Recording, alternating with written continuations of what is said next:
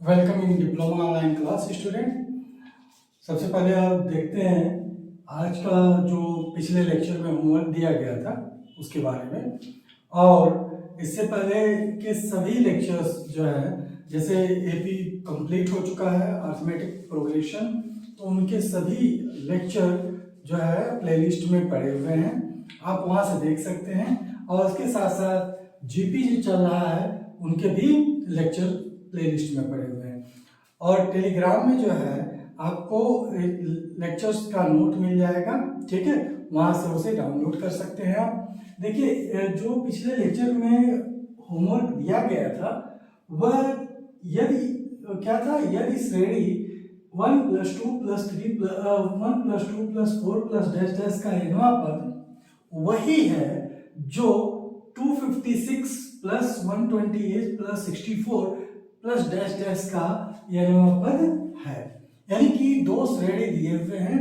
एक जो है श्रेणी वह असेंडिंग ऑर्डर में है, बढ़ते हुए क्रम में है। देखिएगा आप 1 + 2 + 4 ये जो है जीपी यानी कि जो है गुणोत्तर श्रेणी या ज्योमेट्रिक प्रोग्रेशन के बढ़ते हुए क्रम में है, यानी कि यहाँ पर जो आर है वो पॉजिटिव है। जबकि दूसरी श्रेणी को देखेंगे आप तो वो भी जीपी में ही है या गुणोत्तर श्रेणी में ही है, लेकिन यह घटते हुए क्रम में है, ठीक है। यानी कि वहां पर जो कॉमन रेशियो इसका आर मिलेगा वह माइनस में मिलेगा, ठीक है। और दोनों का nवां पद कह रहा है कि एक समान है, या दोनों का जो है nवां पद एक ही है, तो उस n का मान ज्ञात करें। देखिए, बहुत इजी क्वेश्चन है, अच्छा है, और आप इसे आसानी से सॉल्व कर सकते हैं। एंड आई होप आप किए भी होंगे इसे। देखते हैं कि इससे आगे कौन, यानी कि कैसे इसे लगाना है। और जिन लोगों का क्वेश्चन नहीं सॉल्व हुआ होगा वो चेक कर लेंगे इसे कहाँ पर प्रॉब्लम है, या आप अगर सॉल्व कर चुके हैं तो आप देख लें कि किस तरह से आपने सॉल्व किया है, क्या वही है सॉल्यूशन जो किया जा रहा है, ठीक है। तो चलिए हम देखते हैं। पहला सीरीज है 1 + 2 + 4 + डैश डैश, ठीक है। इसमें a यानी कि प्रथम पद a 1 है, और यहाँ पर कॉमन रेशियो r 2/1 यानी कि second term upon first term, यह होगा 2, ठीक है। और यहाँ पर n जो है पदों की संख्या दी हुई है, तो हम इसका nवां पद निकाल लेते हैं। तो चलिए, यहाँ पर nवां पद tn होगा, जो कि a r पर पावर n-1 होता है। तो a यहाँ पर दिया हुआ 1 × r पर पावर यानी कि 2 पर पावर n-1, यह tn है, यानी कि इसके n पदों का जो है nवां पद है, इस सीरीज का nवां पद। अब देखते हैं दूसरा सीरीज जो है, जो 256 + 128 + 64 दिया हुआ है, उसके लिए हम कैसे लिखेंगे। तो 256 + 128 + 64 + डैश डैश का nवां पद, यानी कि यहाँ पर a की वैल्यू दी हुई है 256 और r की वैल्यू दी हुई है 128/256। आप निकालेंगे इससे डिवाइड करके second term upon first term, तो यहाँ पर 1/2 हो जाएगा। इसका जो रेशियो होगा वो 1/2 चलेगा, ठीक है। ये शो करेगा घटते हुए क्रम में, क्योंकि इसे जब मल्टीप्लाई करेंगे तो नंबर वो क्या होगा, घटता हुआ जाएगा, ठीक। तो अब जो है यहाँ पर nवां पद मान लीजिए t-n है, हम इसको t' से सिंप्लाइज कर रहे हैं, तो t-n = a r पर पावर n-1 होगा। a वैल्यू क्या है 256 × r पर पावर यानी कि 1/2 पर पावर n-1, ठीक है।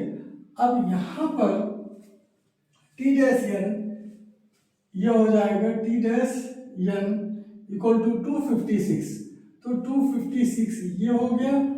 और n यहाँ पर जो है क्या हो जाएगा 1/2, तो 1/2 पर पावर आप ऐसे लिख सकते हैं 1/2 पर पावर n-1, ठीक है। क्योंकि 1 पर पावर n माइनस 1 का कोई मतलब नहीं है, वो 1 ही होगा। 1 पर कोई भी पावर आप लगाएं, वह 0 हो या कोई भी नंबर हो, उसकी वैल्यू 1 होगी। ठीक है, अगर वो कंप्लीट इंटीजर है। ठीक, अगर इनफाइनाइट के लिए वह अनडिफाइंड हो जाएगा, उसको आप छोड़ दें, लेकिन किसी भी नंबर के लिए उसकी वैल्यू 1 होगी। ठीक है, हाँ, वो रूट्स में नहीं इसको इस तरह से डिफाइन किया जाता है, क्योंकि उसका अलग वैल्यू हो जाता है। तो टी डैश एन और टी एन यहाँ पर है, और ये क्वेश्चन 2 आप मान लें। तो प्रश्नानुसार देखें, अकॉर्डिंग टू द क्वेश्चन, यानी कि अकॉर्डिंग टू द क्वेश्चन या प्रश्नानुसार आप कह सकते हैं कि यह टी एन इक्वल टू जो है टी डैश एन होगा। ठीक, ये कैसे भी अकॉर्डिंग टू क्वेश्चन या प्रश्नानुसार। ठीक, यही कहा है कि दोनों का n पद जो है बराबर है। तो इसका मतलब क्या हुआ कि यहाँ पर जो 2 पर पावर n माइनस 1 है, 2 पर पावर n माइनस 1 मल्टीप्लाई होगा तो वही नंबर आ जाएगा 2 पर power n minus 1 equal to क्या हो जाएगा 256, क्योंकि सेकंड में देखें टी डैश एन का मान दिया हुआ है, और 256 और 1 अपॉन 2 पर पावर n माइनस 1।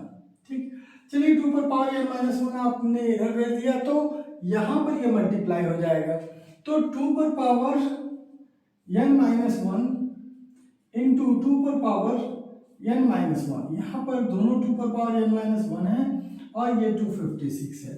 इसको जरा फैक्टराइज कर लेते हैं। 256 2 पर पावर कितना होगा उसे देख लेते हैं, और यहाँ पर 2 पर पावर क्या हो जाएगा n minus 1 plus n minus 1, यानी कि 2 बार n मिलेगा, 2 बार माइनस 1, तो आप 2n माइनस 2 लिख सकते हो।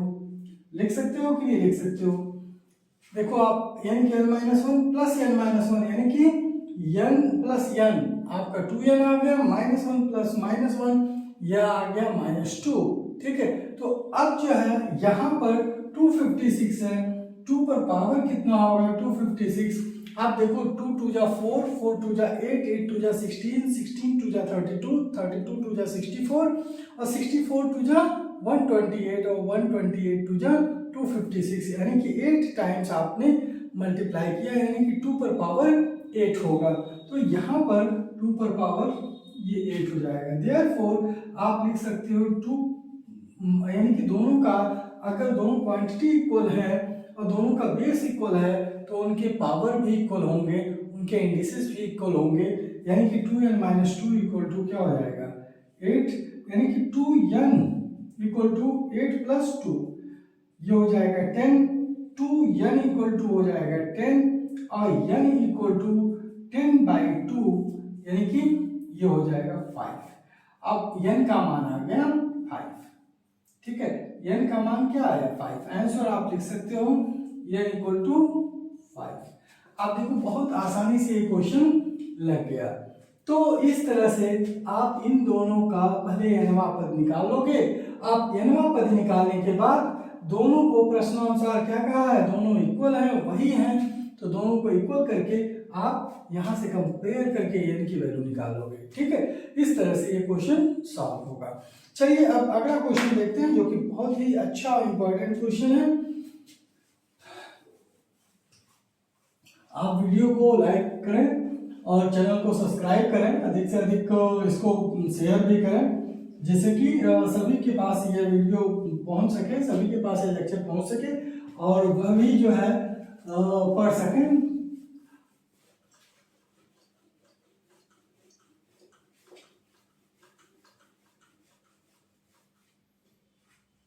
Now next question is question number 6, या क्वेश्चन नंबर, ठीक है 6, आप लिख लीजिए। किसी गुणोत्तर श्रेणी के लिए सिद्ध करना है, किसी गुणोत्तर श्रेणी के लिए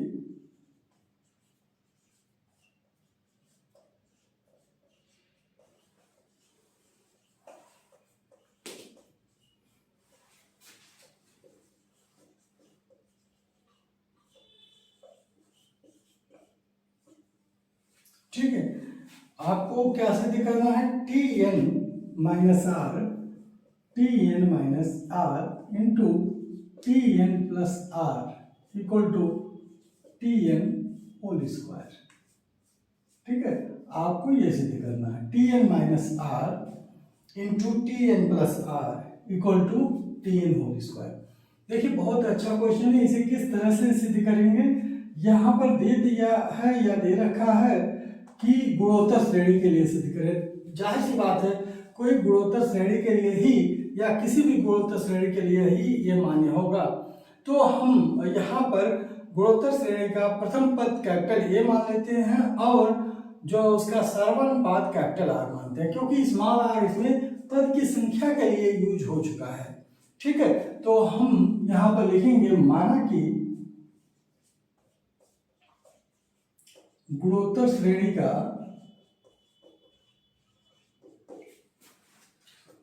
प्रथम पद ए और सर्वानुपात कैपिटल आर है। ठीक है, प्रथम पद भी कैपिटल ए मान लीजिए, दोनों कैपिटल रहेगा तो और इजी होगा। तो आप यहाँ देखें, अगर इंग्लिश मीडियम के बच्चे हैं तो वो लिखेंगे लेट द, यानी कि in GP the first term be A capital A and common ratio be capital R. ठीक है, इस तरह से आप लिखेंगे और आपको यहाँ प्रूफ करना है फॉर, यानी कि proof for GP what Tn minus r into Tn plus r equal to Tn whole square. Now let us start how to do this question. First of all हमें Tn minus r का value निकालना होगा। तो Tn minus r आप जानते हो formula, गुणोत्तर श्रेणी के फार्मूले के अनुसार यहाँ पर कैपिटल A r पर पावर हो जाएगा n minus r minus 1। This is the equation first. ठीक है, और टी एन प्लस आर यहाँ पर हो जाएगा टी एन प्लस आर, यह होगा कैपिटल ए आर पर power N plus R minus 1। This is the equation 2। ठीक, ये दोनों इक्वेशन हम ले लेंगे। इसके साथ साथ टी एन का भी हम वैल्यू यहाँ पर लिख लेते हैं। टी एन क्या होगा, T N equal to A into R पर पावर n माइनस 1, ये टी एन हो जाएगा अकॉर्डिंग टू फार्मूला। ठीक, इन तीनों की वैल्यू हमने लिख लिया। किस के अनुसार, यह गुणोत्तर श्रेणी के प्रथम पद ए और सर्वानुपात कैपिटल आर के अनुसार इन तीनों का वैल्यू हमने लिख लिया। अब देखिए एलएचएस क्या है उसको लेकर चलेंगे और आरएचएस प्रूफ करने यानी कि करेंगे। तो यहाँ पर एलएचएस जो होगा वो क्या होगा, T N minus R into T N plus R, यह हो जाएगा। अब टी एन माइनस आर में क्या हो जाएगा, ए, फर्स्ट इक्वेशन से देखिए ए आर पर पावर यानी कि कैपिटल आर पर power N minus R minus 1, यही वैल्यू है। और फिर टी एन माइनस आर या प्लस आर के लिए क्या हो जाएगा, ए और आर पर power n plus R minus 1, क्या हो जाएगा, माइनस 1। जब आप इन दोनों को मल्टीप्लाई करेंगे तो यहां हो जाएगा ए स्क्वायर आर पर power n minus R minus 1 plus n plus R minus 1। दोनों का पावर यहां पर जुड़ जाएगा क्योंकि मल्टीप्लाई है, और a इंटू ए स्क्वायर हो जाएगा। तो अब पावर जुड़ा तो हमने लिख दिया n minus R minus 1 plus n plus R minus 1। ठीक है, तो r यहाँ पर और r यहाँ पर, ये कट जाएगा। ठीक, क्या आएगा, ए स्क्वायर आर पर पावर 2n माइनस 2। क्लियर है, ए स्क्वायर आर पर पावर 2n माइनस 2, यानी कि यहाँ पर हो जाएगा ए स्क्वायर आर पर 2 कॉमन कर लो n माइनस 1। आप देखो यहाँ पर दोनों के पावर 2 है, ए स्क्वायर पर भी यानी 2 है और आर पर भी 2 है, 2 टाइम्स n माइनस 1 है। तो हम यहाँ पर इनको कॉमन ले सकते हैं, एलएचएस ले चल रहे हैं, तो यह हो जाएगा ए आर पर power n minus one power whole square, हमने क्या कर दिया, इसे होल स्क्वायर में कर दिया, ठीक, क्योंकि ए स्क्वायर यहां से लिया, आर स्क्वायर यहां से लिया, दोनों का एक होल स्क्वायर बना लिया, इन दोनों नंबर का होल स्क्वायर। कैसे ये बनाया, अगर आप जानते हो कि ए स्क्वायर और बी स्क्वायर हो तो एक साथ ए बी का होल स्क्वायर लिखा जा सकता है। अगर इसको आप पुनः तोड़ोगे तो फिर ए स्क्वायर और बी स्क्वायर के रूप में होगा। उसी तरह से यहाँ से ए स्क्वायर है और ये इसे बी मान लो तो बी स्क्वायर होगा, तो यानी कि दोनों के होल स्क्वायर को हम एक साथ लिख सकते हैं, ठीक है। तो इस अनुसार यहाँ पर लिखा गया है। इसके बाद आपको क्या लिखना है, ए आर पर पावर एन माइनस वन, ये क्या है, यह ए आर पर power N minus one T N है, तो आप लिखेंगे यहाँ पर टी एन का होल स्क्वायर, और यही आपको प्रूफ करना था, यही आरएचएस था, ठीक है, यही प्रूव्ड हो गया, क्लियर। अब हम आगे बढ़ते हैं नेक्स्ट क्वेश्चन की तरफ, और नेक्स्ट क्वेश्चन भी बहुत इजी और बहुत अच्छा क्वेश्चन है, और ये सभी क्वेश्चन जो लगवाए जा रहे हैं एक तरफ से बहुत ही इंपॉर्टेंट क्वेश्चंस में से है, ठीक है। तो ये ध्यान रखिएगा और सभी क्वेश्चन जो है वन बाय वन लगाते रहिए, आप पेन और कॉपी लेकर बैठे, ठीक है, जिससे कि साथ साथ में इन क्वेश्चंस को लगाते रहें, ठीक। चलिए नेक्स्ट क्वेश्चन के लिए हम आगे बढ़ते हैं, और उससे पहले जो है अगर चैनल को सब्सक्राइब नहीं किए हैं तो चैनल को सब्सक्राइब कर दें और वीडियो को लाइक कर दें, ठीक है। और यहाँ पर देखें हर एक क्वेश्चंस का सलूशन आपको दिया जाएगा, ठीक, मैक्सिमम क्वेश्चंस के को सॉल्व कराए गए हैं इससे रिलेटेड, और अच्छे से अच्छे क्वेश्चन को सॉल्व कराए गए हैं, किसी बड़े अच्छे क्वेश्चन को छोड़ा नहीं गया है, ठीक है। तो यहाँ पर जो है आप सभी क्वेश्चन को प्राप्त कर सकते हैं, सभी के सलूशन जो है विद एक्सप्लेनेशन आपको मिलेंगे।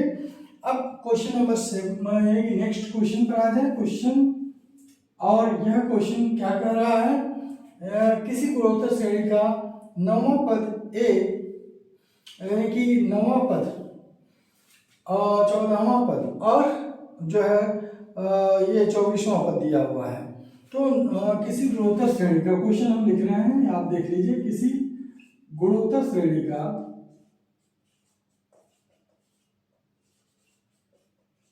नौवां पद यानी कि 9th टर्म ए है, ठीक है, नौवां पद लिख लें आप ए, उसके बाद 14वां पद बी, 14वां पद बी तथा 24वां पद,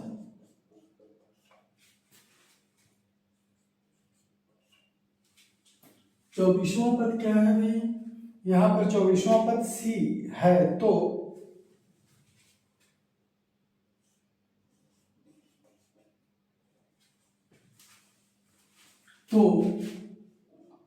आपको सिद्ध करना है, क्या सिद्ध करना है, सिद्ध करें कि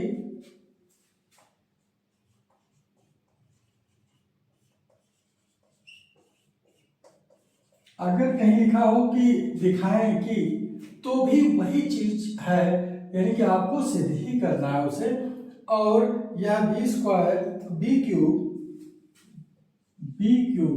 equal to A square C, आपको यही सिद्ध करना, B cube equal to A square C, ठीक है, ये क्वेश्चन है, ठीक। तो आप इसे कैसे सिद्ध करेंगे ये आप देख लें।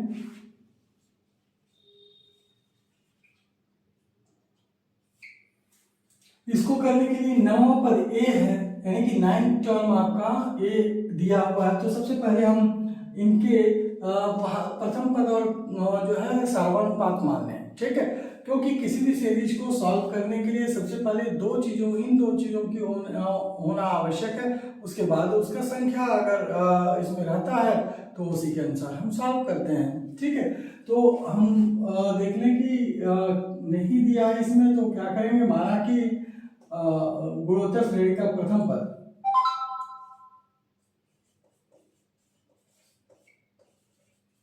का प्रथम पद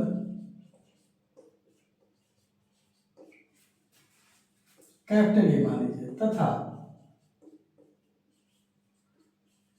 सार्वनुपात कैपिटल आर है, ये आपको मानना पड़ेगा। तो क्वेश्चन में यही कह रहा था कि यदि किसी गुणोत्तर श्रेणी का नवा पद, यानी कि अगर इंग्लिश में इसे देखें तो इंग्लिश में हम ये कहेंगे कि किसी गुणोत्तर श्रेणी का यानी कि जो 9th टर्म है, in any GP 9th term is B, 14th term is 9th term is A, 14th term is B and 24th term is C, then prove that B cube equal to A square C। तो आपने मान लिया क्या, late in GP, ठीक है, जहां श्रेणी का गुणोत्तर श्रेणी भी लिख सकते हैं, let in GP first term be A and common difference be, common ratio be R, then आपको फाइंड आउट करना क्या, 9th term T9 it given A। तो T9 क्या होगा, A यानी कि कैपिटल ए माने हो आप, कैपिटल ए एंड R पर power 9 minus 1 equal to A, means A R पर power 9 minus 1 means 8 equal to A। This is the equation first, आपका ये पहला इक्वेशन होगा। अब जो है दूसरे साथ दिया हुआ 14th टर्म यानी कि 14वां पद B है, तो इसका मतलब है कि T14 आप ले लें और T14 B है। T14 का फार्मूला क्या होगा, A R पर power 14 minus 1 equal to B, means A R पर पावर 3 इक्वल टू B। यह इक्वेशन 2 हो गया, ठीक है। अब इक्वेशन 13 इट्स A R पर पावर 13 इक्वल टू बी। और इक्वेशन थर्ड के लिए क्या हो गया, 24वां पद C है, यानी कि T24 इक्वल टू C दिया हुआ है, तो A यहाँ पर कैपिटल A हो जाएगा, R पर power 24 minus 1 according to the formula के अनुसार 24 माइनस 1 इक्वल टू C ये हो जाएगा, यानी कि A R पर पावर 23 इक्वल टू यह C हो जाएगा। ये थर्ड इक्वेशन, ठीक।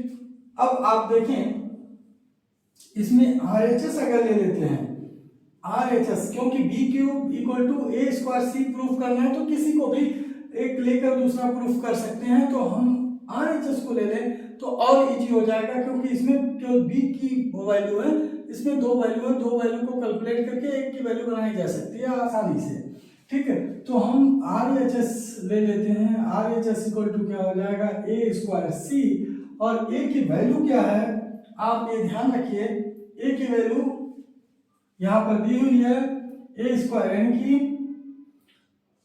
A R पर पावर 8 का होल स्क्वायर एंड C दिया हुआ है A R पर पावर 23, A R पर पावर 23, ठीक है। आप देख रहे हैं A और C की वैल्यू इक्वेशन 1 और इक्वेशन 3 से हमने रख दिया, आप लिख भी सकते हैं from equation 1 and from equation 3। तो यहां पर हो जाएगा A स्क्वायर, ये जो है जब आपको स्क्वायर इसे ब्रेक करेंगे तो क्या हो जाएगा A स्क्वायर एंड R पर पावर कितना हो जाएगा 8 टू जा 16, क्योंकि पावर टू पावर मल्टीप्लाई होता है, तो that will be 16 and A यहाँ पर है और R पर power 23। Now A into A square into A cube हो जाएगा, A स्क्वायर से A का मल्टीप्लाई करेंगे तो A क्यूब हो जाएगा, A क्यूब एंड R पर पावर 16 प्लस 23 ये होगा, तो A क्यूब इंटू R पर पावर 39 हो जाएगा। अब इसमें देखते हैं कि 39 can be written as 13 into 3, तो A क्यूब एंड R पर पावर 3 इंटू 13 लिखा जा सकता है, क्योंकि 13 3 जा मीन्स 39, तो इसे दो में ब्रेक कर दिया हमने, क्योंकि यहाँ पर भी 3 है, तो ये टोटल होल पर पावर 3 हो जाएगा A और R पर पावर 13 होल पर पावर 3, क्योंकि इन दोनों का 3 कॉमनली ले लिया जाएगा ऊपर पावर के रूप में, तो a r पर पावर 13 का होल पावर 3, a r पर पावर 13 ये क्या हो जाएगा, दूसरे इक्वेशन से आप देखिए b हो जाएगा, a r पर power 13 can be written as equal to b from equation number 2। आप लिख सकते हैं इक्वेशन नंबर 2 से यह जो है b हो गया, और यहाँ पर लिखिए गया b और होल क्यूब तो रहेगा ही क्योंकि इसी की वैल्यू b है, बाकी और सभी चीजें रहेंगे, क्यूब रहेगा, यानी कि ये हो गया b क्यूब, और जो कि क्या है LHS, LHS है ना b क्यूब, आप देखिए LHS है, तो इसका मतलब है कि यह RHS a स्क्वायर c लेकर चले थे, आपको प्राप्त हो गया b क्यूब, यह यहाँ प्रूव हो गया। तो इस तरह से इन क्वेश्चंस को आप आसानी से सॉल्व कर सकते हैं, ठीक है। अब जो है आज के लिए ये सभी क्वेश्चंस आपको रिवाइज करेंगे, लगाएंगे। अगला क्वेश्चन हम होमवर्क दे दे रहे हैं, जिससे कि आप इसके आधार पर उन होमवर्क को आप लगा सकें और अधिक से अधिक जो है क्वेश्चन आप कर सकें। तो चलिए आगे बढ़ते हैं होमवर्क।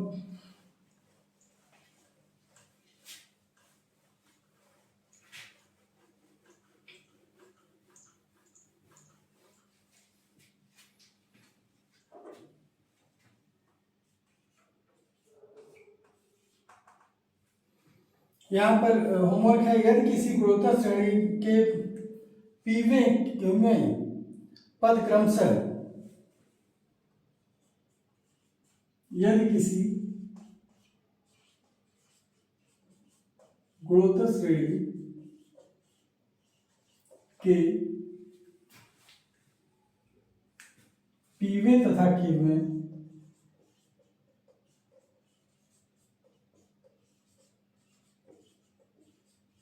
पद क्रमशः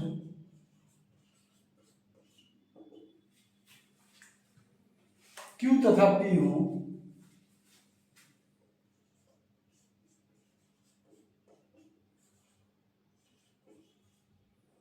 Q तथा P हैं, तो सिद्ध करें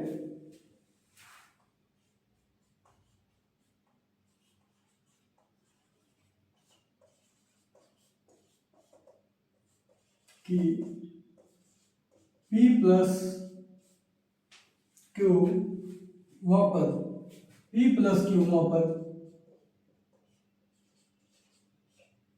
क्या होगा, Q पर power P, Q power P upon P पर power Q whole power 1 upon P minus Q, ठीक है। तो ये आपको सिद्ध करना है।